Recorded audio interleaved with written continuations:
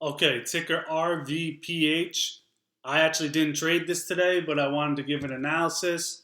Part of the reason I didn't trade this today was because this gapped up middle of the day. I typically just trade market open and market close, and I don't watch middle of the day as most of the opportunity is market open and near market close. But sometimes they do gap up middle of the day. I did actually get an alert. I saw it, but I didn't bother because I'm not really a middle of the day trader.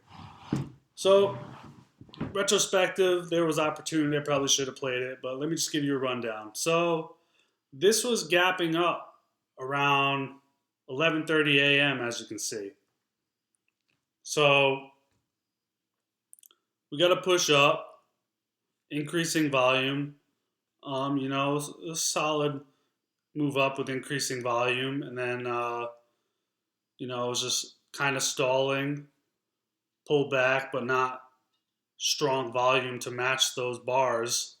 So, that wouldn't prompt me to be so scared to get out of my position that I could continue to maybe run more because what scares me is red candlesticks paired with big volume because that shows sellers are strong. But sellers weren't strong, and the next candle gapped up even more with a bigger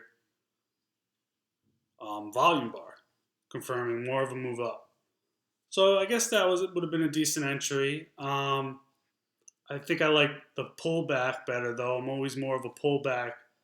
I wait for pullbacks, and it pulled back to this level right here and held pretty nicely, and then ran up from 2.14 a share up to $3 a share. Um, and as you can see, it had the increasing volume to confirm this move up. So that would have been a solid place to play as well. That is actually where I was watching it. I saw it like around here. I saw it start to fade. I was like, yeah, whatever. So I put an alert to let me know if it was crossing this area. I got the alert that it was crossing, and it ran up. I got the alert it was crossing the 240, and it ran up to 2.99 a share. So I missed it, but it was a pullback near support and then increasing volume, guys. It's as simple as that. Really, horizontal levels and volume is really all you need, guys. Paired with time and sales and level two makes it even stronger. You would see the time and sales during market hours. But yeah, guys, a solid move for the middle of the day. I mean, even right here is not a bad move, I guess. Um, Actually, no, it's not worth it. Because you see the push up right here isn't confirmed with stronger volumes. So that's kind of an anomaly. You would expect the volume bar to be bigger. Um, but then this push up is paired with strong volume. And then, yeah, it's very iffy right here.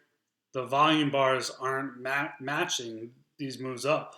With this huge volume bar, you would think that this candle would have been gapping up more. It would have been a bigger move, like more like this one. So, sellers were starting to get strong and then just faded off all day. So, right here was the general move.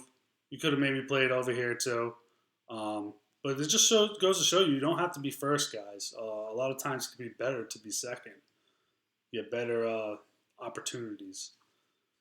And I never try to be first. That's just gambling, guys. We play continuations of stocks already moving. Stocks that have legs.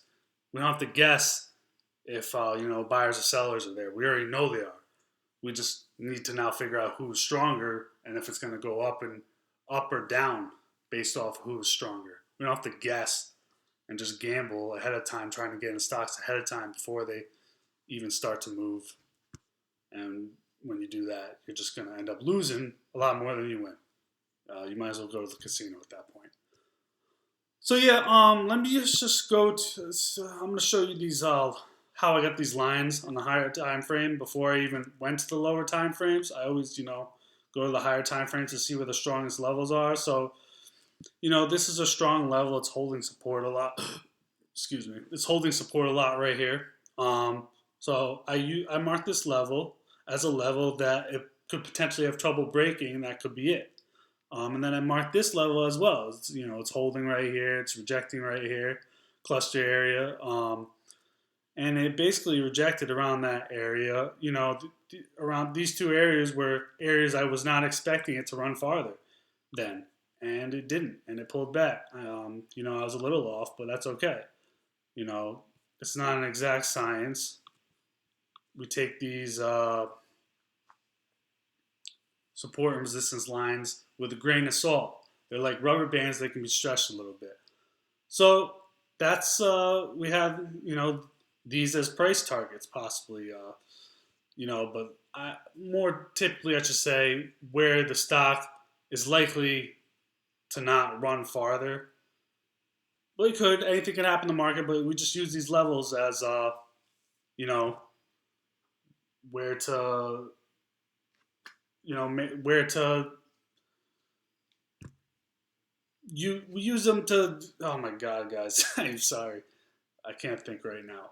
But yeah, we use these levels to establish where stocks could run to, or where they. You get the point. So this was another level right here. It was holding, rejected. This was the 265 level. So let's go to a lower time frame and see if it held at 265 level at all. And this is the 265 level. It was catching the cluster areas. It wasn't exactly perfect. Like I said, these levels aren't perfect. So, and you can see I marked these other levels on a lower time frame. So that's it for now, guys. Stay tuned for the next video.